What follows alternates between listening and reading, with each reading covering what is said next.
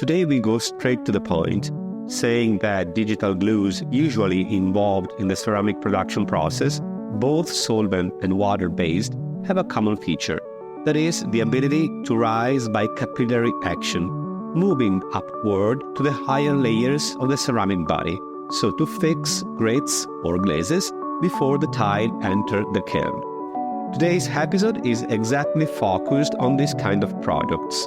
We will try to offer a general picture about the digital glues, starting from their chemical nature and then making a list of their most important mechanisms of action. The topic is quite complex, but we will try as usual to make it simple even for those who are not experts. I am Davide Trentini, and this is Apparently Invisible: Chemistry in Ceramics.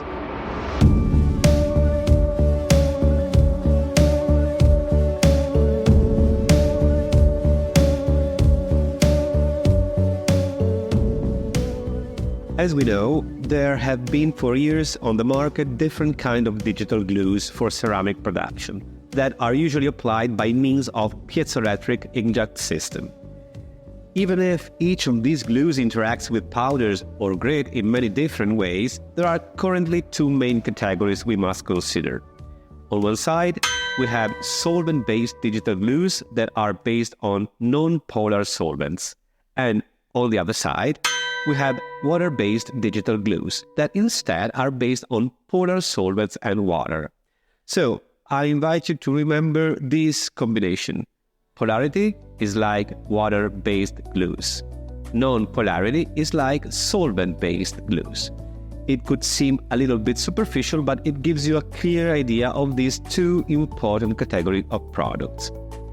If on the one hand, solvent-based glues that more specifically are mainly based on fatty acid esters or glycol ethers produce only a cohesive action, water-based glues instead can promote a real binding effect between particles that we could also define as a film-forming or cross-linking effect. Later on, we will look closer at the difference between cohesive and binding effect or power, because even if these two actions might seem quite similar or even identical, they are instead very different. But before starting our journey, I would like to point out a very curious thing. You should know that, in fact, despite their name, digital glues are not real glues. Why? Because these are products that, of course, are able to fix powders and grit on the ceramic support, but their operation is not comparable to that of real glue. What does that mean? Let's try to understand it by looking closer and in detail their operation, and we do it starting from the first of our two categories, that is, from solvent-based digital glues. These glues can be considered as waxes in oil. Why?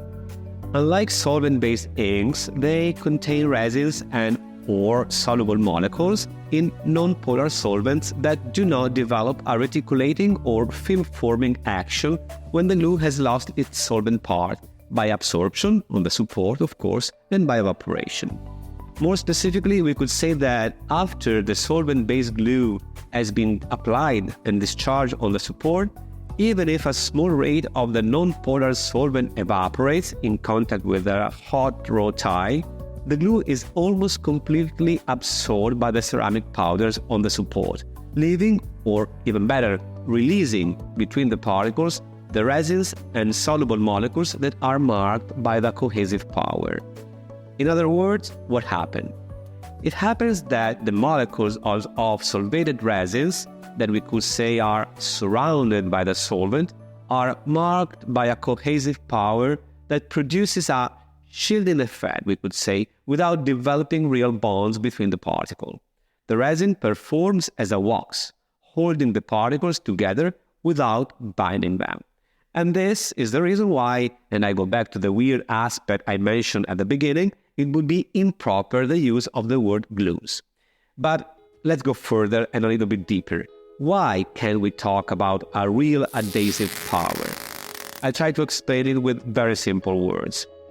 The solvated resin molecules that, I remind you, are surrounded by non-polar solvents are in a condition that develops weak interactions with the inorganic materials of the support, and so with the ceramic powders. Solvent molecules, in fact, by their very nature, are marked by few points able to interact with strong bonds, as it happens instead with resins in aqueous environment. But that's not all. The non-polar solvents are also high boiling, and therefore they cannot be eliminated by evaporation during the application, since they would require higher temperatures. In addition, we also have to say that since they are always present between the resins and the inorganic material of the ceramic support, or of the grate, the non-polar solvents create a sort of barrier that prevents a direct interaction, and so strong bonds between the resin that is in the solvent and the support or the grate that has to be fixed. But let's go a little bit deeper, because I will try to explain the mechanism that I have just described by using an example that is far from the ceramic field, but that, in my opinion, can help a lot. Have you ever made a pizza? I know pizza is a typical Italian stereotype, but in this case it can be helpful. Follow my reasoning. Let us now imagine putting together and kneading flour and water. After these two ingredients have been mixed, the dough usually turns out soft and sticky. That means that it sticks to the hands. What do we usually do to prevent this from happening? We usually anoint our hands with oil. Very simple. The oil, in fact, removes the sticky effect while preserving the cohesion between the particles of the flour.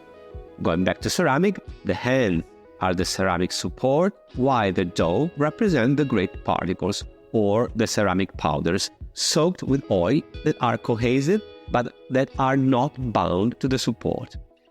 And after this example, let's start a new chapter by addressing the second category of digital glues, the water-based digital glues. From a chemical point of view, these glues are polar products, since they are based on strongly polar solvents and water, which is, by the way, also polar. Like all polar systems, they are marked by a higher ability to interact than any other non-polar products.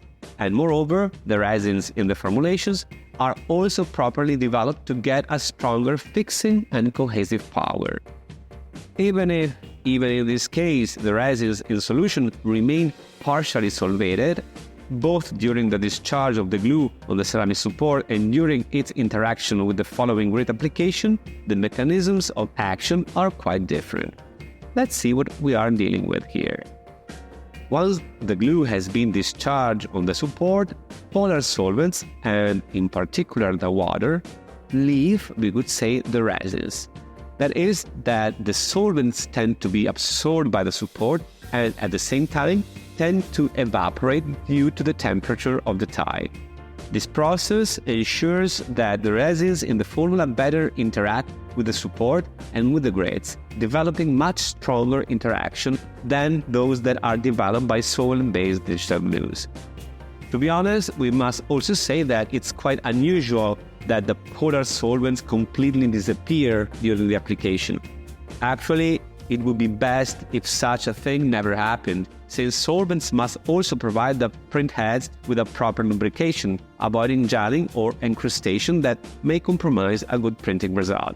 So, I think it's clear that even water-based digital glues do not release a real adhesive action. Even if it's of course very powerful, these glues develop a cohesive effect that is promoted by the presence of the solvent between particles and therefore inside the system. And now, after this long introduction, let's take a quick look at water-based glues, defining two more categories. We have, from one side, glues containing a melting component or fondant, and on the other side, we have glues added with this melting component. Let's take a closer look at the differences and similarities, starting from water-based digital glues free from melting component. These are transparent liquids, such as cleaner, for example, consisting of polar solvents, water, resins, organic and inorganic polymers. Their formulation provides the grates with a strong binding power, both between the grates particles and between the particles and the support, with different mechanisms of action in the different stages of the production process. What are these stages? The first takes place along the glazing line after the grit application.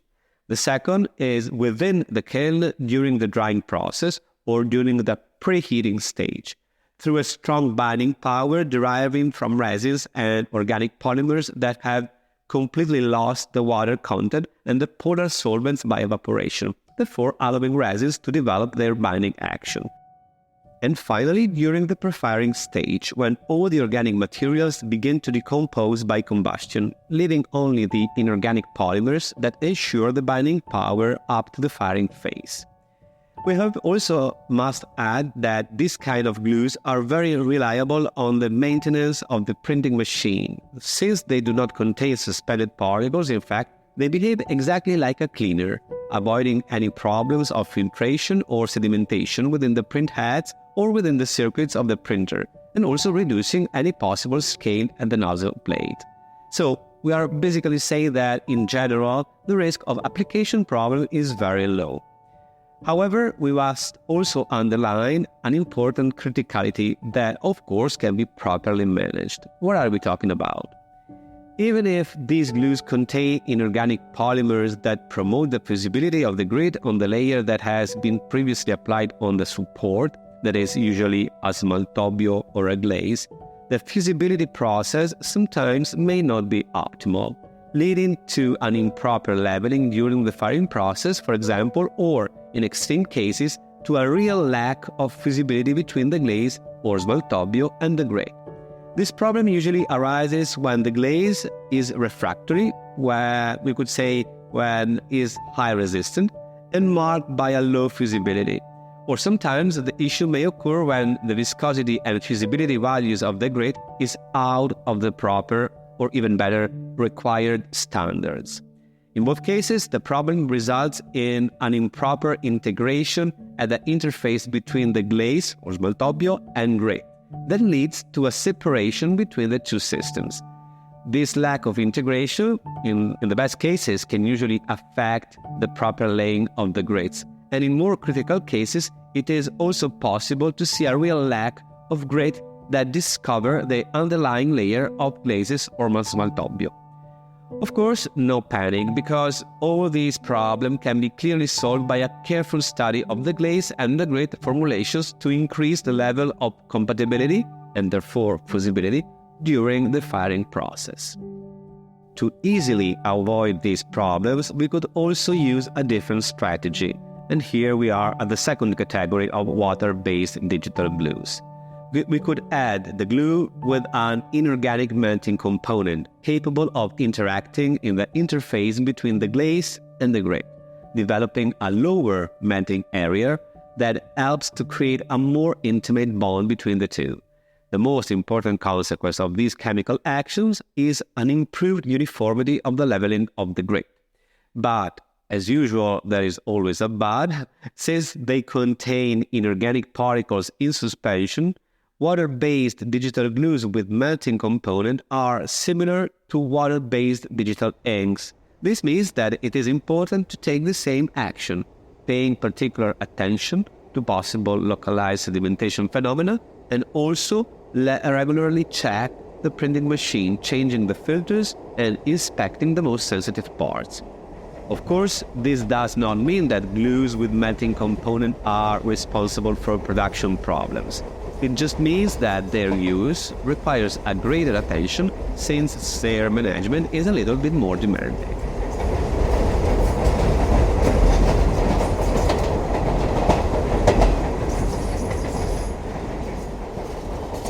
And with these last suggestions, our episode ends here.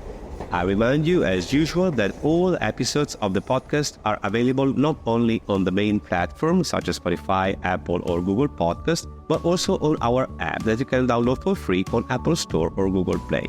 You can find it by typing ZNS Ceramco, Ceramco. I hope to find you here on the next episode that, as usual, is going to be ready in 2 weeks. See you soon.